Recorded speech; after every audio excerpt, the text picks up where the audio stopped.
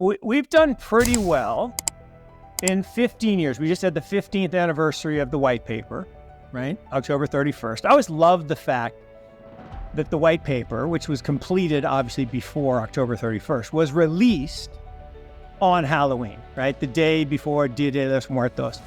And I just find that ironic. I mean, Satoshi had a sense of humor, right?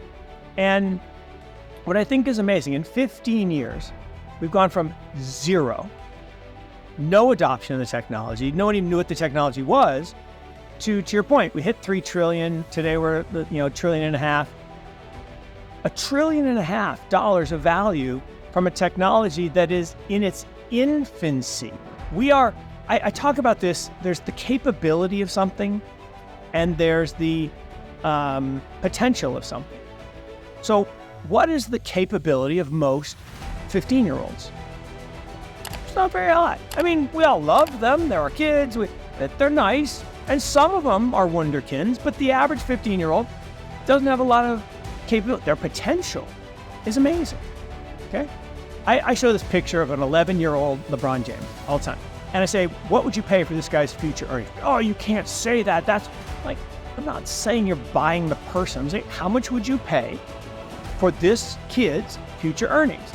And at 11 years old, LeBron didn't look like anybody special. He looked like any other 11-year-old. He wasn't even that big. And people say, I'm not paying for that kid. Oh, you missed a big, I would have paid a decent amount for that. But the capability of Bitcoin today and other assets in the ecosystem is solid. It's good.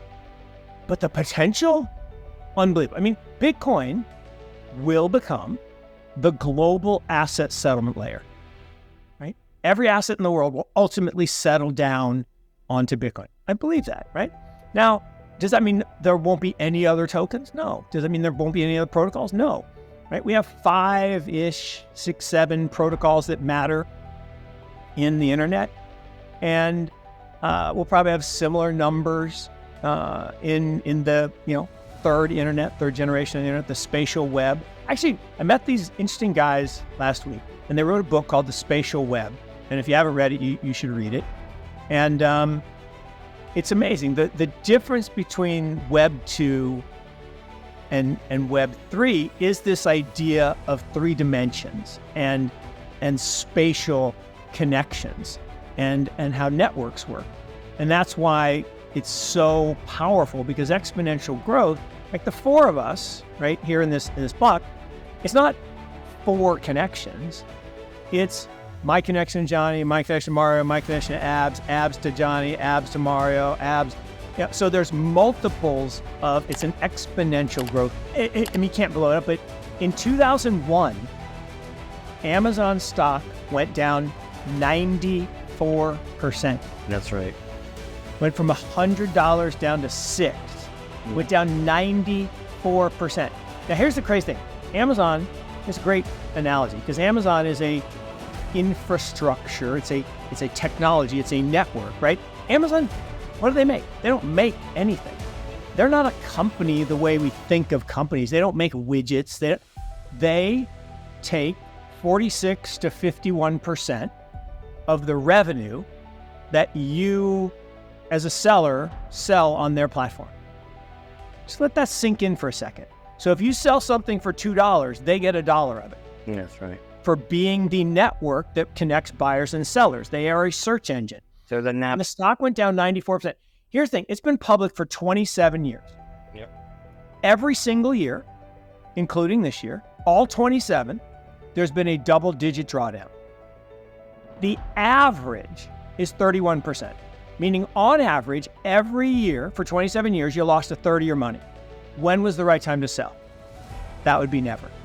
Who bought it 27 years ago and holds to today? Nobody. There's 5 people in the whole world. Yeah. Jeff, mom, dad, ex-wife, and Bill Miller. Yep. Bill Miller, legendary investor, okay, big Bitcoiner. His cost in Amazon is 7 cents. Unbelievable. 7 cents. He's never sold a share. Yeah. And because he believed in the technology. And the same thing is, we are 2024, right, which hasn't happened yet, is the beginning of the cycle that I've been talking about forever, 54 with the mainframe, 68 with the microchip, 82 with the personal computer, 96 with the internet, 2010 with the mobile net, in 2024 with the truth net, Right. the Web3, the internet of blockchains. That's the beginning. And if you go back to that 1998 chart, right, that was halfway through the beginning, right? 1996 was the internet. 2000, 4 years later, there's a bust. Yep. 1958, there was a bust. 1972, there was a bust. Had a 4-year period. And then there's a bust. And in that bust, there was a cover story about the internet being dead. And Paul Krugman said it'll never be more important than a fax machine. And there was the picture of the little sock puppet from pets.com run over with tire tracks. And Mark Andreessen, right, the guy who invented the modern internet, because he invented the browser, which made it, you didn't have to be a tech geek to connect to the internet. He said all these ideas were right. They were just early. Now, early is the euphemism for wrong, right? You're just wrong. And ultimately, all of these ideas are going to be right. And everything we have is going to be tokenized. Everything we have is going to be settled on blockchains. Everything we do is going to be using micropayments of cryptocurrencies. All of it, but not tomorrow. And that's why it's such an exciting time to be an investor. And every time there's a correction, the right answer is not to run away, but to buy more. Yeah. And if you don't know what an S-curve is, get the book, The Great Boom Ahead, this weekend and read it. It's an easy read. And, the guy who wrote it, I like him. He's an interesting guy. All the books that came after it, they're not as great. Harry Dent. But this book, The Great Boom Ahead, is amazing, and it describes how an S-curve works. But what's cool about the chart that Johnny just showed is that first wave, that yellow wave, Tim Draper, who I think we'll talk about later, Tim calls it the IS curve. So you get this little I, this little mania around every new innovation, and then it peaks and it crashes, and then we get what's called the trough of disillusionment. And everybody's like, oh, down in the dumps, and oh my God, it's never going to work, it's never going to happen. And then suddenly, it just starts to ramp. And when you hit that knee of the curve, when you get from the early adopters to the middle majority, it takes 10 years to go through the first phase, right? To get the first 10%. That's a long time. 10 years is a long time. And you're just waiting and you're waiting and you're waiting. And the problem is you FOMO'd in at the peak of the eye and you lost some money. And that sucks. But you got to be patient and you got to accumulate and you got to average down your cost. And because ultimately that slope, that upward slope of the blue line is going to happen. And what I love about this is you could use that not just for the singular technology, but for money, right?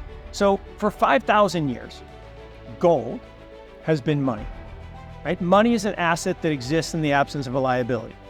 Everything else that we think of as money is not money, it's currency. Currency is backed by debt, controlled by governments. It can be devalued at the stroke of a pen. And that's what happens to every currency in the history of mankind. They all get devalued down to zero. But gold, for 5,000 years, has stayed the same. A single ounce buys a fine person's suit. From a suit of armor to Cleopatra's time, to a zoot suit in the 20s, to Savile Row. You go to Savile Row today, you plop down the equivalent of an ounce of gold, $2,000. What are you going to get? You're going to get a fine person's suit. Same thing for 5,000 years. Now, the problem with gold is it's amazing, except for two things.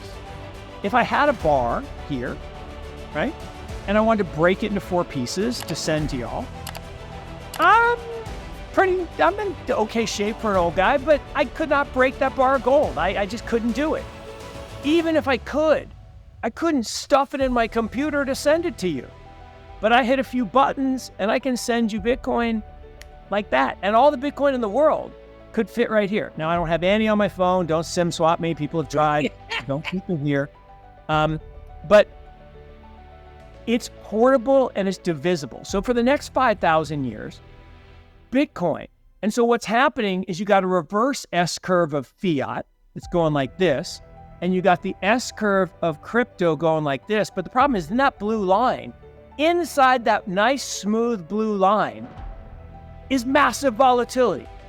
Bitcoin goes to 100 and then it crashes to 2. Oh my God, it's a fraud. It's going to 0. Then it goes to 1,000 and it crashes to 200. Oh my God, it's a fraud. It's going to 0. Then it goes to 10,000 and crashes back to 1,000. Where's it today? It's not 0. And all that volatility, if you zoom out, if you just step back and don't think about the days, don't think about the hours, don't think about the speculative boom, think about the long term. We've gone from 0 to almost 800 billion in 15 years. Fucking awesome. I mean, it's awesome.